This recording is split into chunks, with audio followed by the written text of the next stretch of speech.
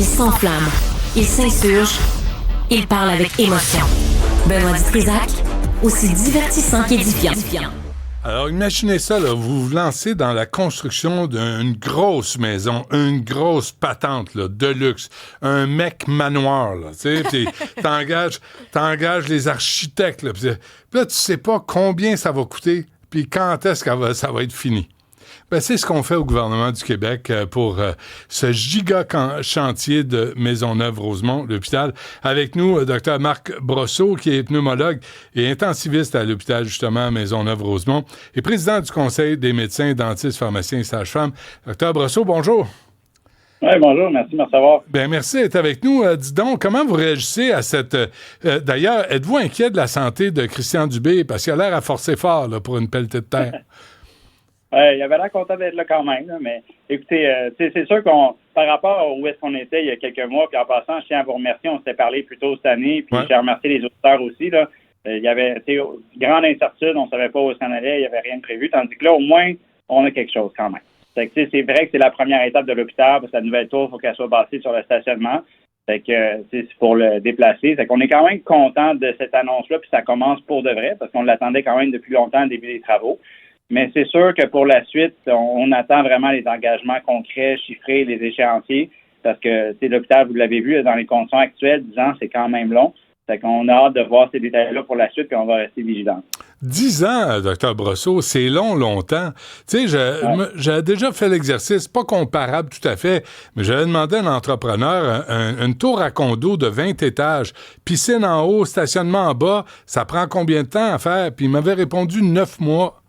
Là, tu dis, OK, 9 mois, mais là, c'est 10 ans, sacramouille. Puis en plus, le CHUM, quand ils ont fini de le construire, il fallait le rénover. Fait que, c'est une drôle de façon. Comment, est-ce que ça vous rassure, ça, de savoir que c'est sur 10 ans? Est-ce que ça vous inquiète? Parce que pendant ce temps-là, là où vous travaillez, ça va se détériorer? Ben, c'est pour ça qu'on s'est mobilisé beaucoup plus tôt cette année, parce qu'avec en plus l'incertitude, les délais supplémentaires, ça a engendré, ça n'avait pas de bon sens de retarder encore plus le projet. Là, au moins, on est de retour sur les chantiers initiaux, mais c'est sûr que s'il y a des façons d'accélérer le projet, je pense qu'il va falloir mettre toutes les mesures possibles. M. Dubé a parlé hier qu'elle allait essayer d'accélérer plus le projet. Puis je pense que tout le travail se fait à l'interne. Si vous comprenez, c'est pas moi qui planifie la construction, là, mais je pense qu'ils font des efforts pour voir ce qui est possible. Puis notre message, c'est vraiment de tout faire ce qui est possible au niveau budgétaire pour accélérer les phases, parce que c'est tellement un immense projet que ça va se faire par phase. La première phase, c'est le stationnement. Ensuite, il va y avoir les quais d'approvisionnement. Est-ce que ça pourrait être devancé? C'est plus à voir justement avec les décideurs là-dessus. Puis là, finalement, c'est sûr que pour la tour, il faut attendre que le stationnement soit libéré parce que ça va être l'emplacement prévu. Mais ça va être un défi, honnêtement. Là, c'est sûr que tous les enjeux qu'on a, puis il pourrait avoir des problèmes qui vont se déclarer des années à venir aussi. Mais si vous avez vu les enjeux qu'on avait, on reste avec un hôpital où actuellement on n'a pas de Wi-Fi, il y a des projets d'enjeux d'ascenseurs, des chambres multiples avec une absence de ventilation.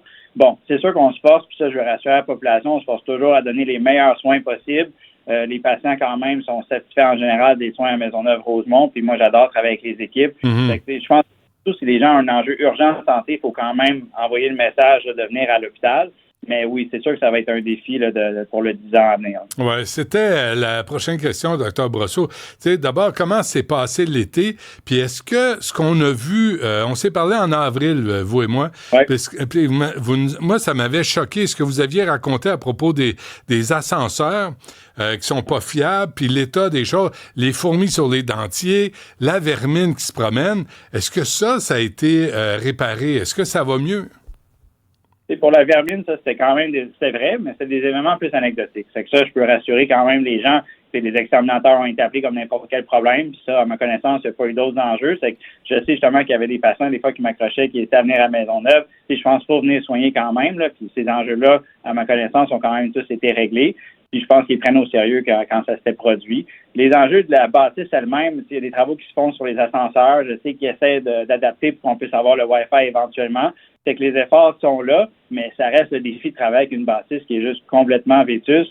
C'est que ça démontre vraiment l'urgence d'essayer de reconstruire l'hôpital. Puis je suis content au moins qu'on ait été entendu pour le début des travaux cette annue. Oui, ce trou-là, il a été réparé en passant. Ah oui, bravo. Est-ce qu'il y a encore des fuites d'eau à l'urgence?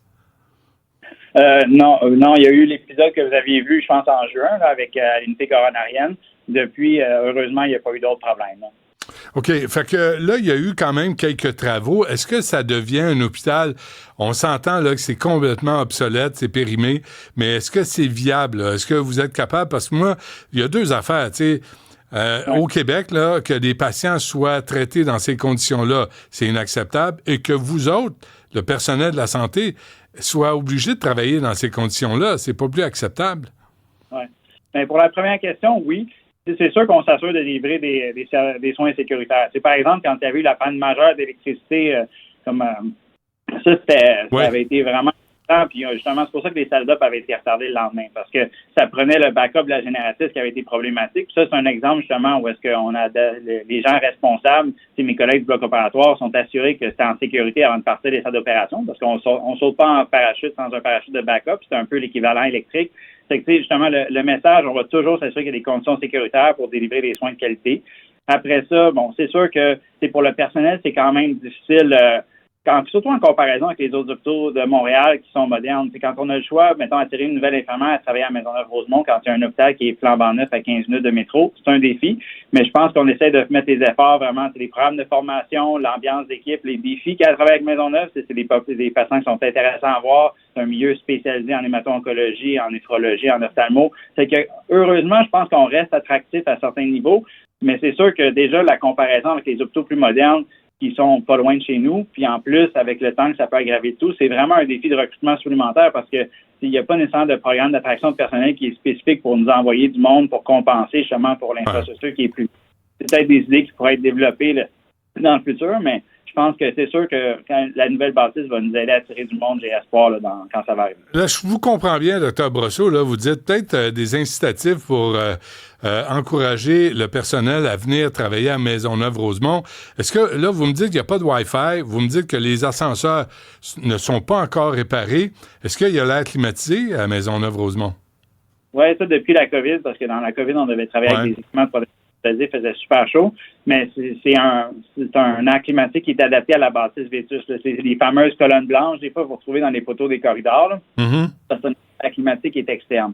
Qui réussit quand même à apporter un niveau de confort aux patients, mais c'est sûr que c'est pas la même chose que dans un hôpital moderne où est-ce qu'il y a de l'air climatisé central puis de la ventilation. C'est un enjeu justement avec les infections nosocomiales. On sait exactement l'image de ça, c'est le système d'air climatique qui fonctionne. C'est clairement mieux que l'absence d'air climatique qu'il y avait avant. Ça aide à travailler de façon quand même plus confortable, mais c'est pas nécessairement les postes centraux dans le centre du cruciforme sont moins bien climatisés. Puis l'enjeu de ventilation aussi, là, pour prévenir, mettons, dans la saison de grippe ou même la COVID qui se présente toujours aussi. Là, des fois, c'est de prévenir les infections nosocomiales, c'est toujours un défi dans un hôpital qui n'a pas de ventilation nécessairement mécanique franche dans les chambres. Ouais. C'est tous des défis avec lesquels on doit composer pour les prochaines années. Que, dans le fond, on s'assure de donner les meilleurs soins, mais c'est sûr qu'il y a quand même urgence de rénover l'hôpital et de le reconstruire. Bon, écoutez, la nouvelle est bonne parce qu'on commence les travaux. Je veux pas être pisse-vinaigre, mais en même temps, ces travaux, là, c'est sur 10 ans. L'état actuel de l'hôpital Maisonneuve-Rosemont, là, qui a été patché à peu près là, pour régler les problèmes courants, d'ici 3 ans, d'ici 5 ans, d'ici 7 ans, ça ira pas en s'améliorant? Ben, c'était une des raisons pour lesquelles on s'est vraiment mobilisé pour s'assurer que le projet parte, parce qu'il y avait une inquiétude que plus on accumulait les retards, plus ça augmente le risque de problèmes majeurs. Puis en plus, les budgets sont pas indexés, d'après ce que j'ai appris là, justement au plan québécois des infrastructures puis les projets de rénovation, c'est que non seulement le budget, avec l'inflation, ça allait réduire l'offre de services, puis ça, c'est un point important à mentionner parce que ça a été annoncé hier que le projet était maintenu comme prévu, mais c'est vraiment critique que le projet de 720 lits soit pas diminué dans le futur parce que les besoins de la population sont immenses dans l'Est de Montréal, puis aussi avec toute la population spécialisée des régions qui est desservie à Maisonneuve-Rosemont. Il faut que le projet soit maintenu dans son ensemble parce qu'il avait déjà été pas mal optimisé. C'est pour répondre aux besoins, même s'il y a des considérations budgétaires, c'est vraiment le 720 lits est important là, pour la population. Ouais, vous m'aviez dit, en conclusion, Dr. Brosseau, on a besoin de 750 lits, mais on dispose seulement de 400 lits. Ça va pas dans le bon sens, là. Mais c'est le 720 lits qui est prévu au nouvel hôpital, puis actuellement, on a environ 500. Mais le 720 est prévu pour environ dans 10 ans, parce qu'avec le vieillissement de la population, l'augmentation de la population dans l'Est, c'est ce qui prévoit comme besoin. C'est sûr que ça va être à suivre avec la démographie et tout ça, mais Non, mais Donc, attendez, là, si on met 5 milliards, là, 720 lits, c'est le minimum, là. Pourquoi on prévoit pas plus pour voir venir les prochaines années?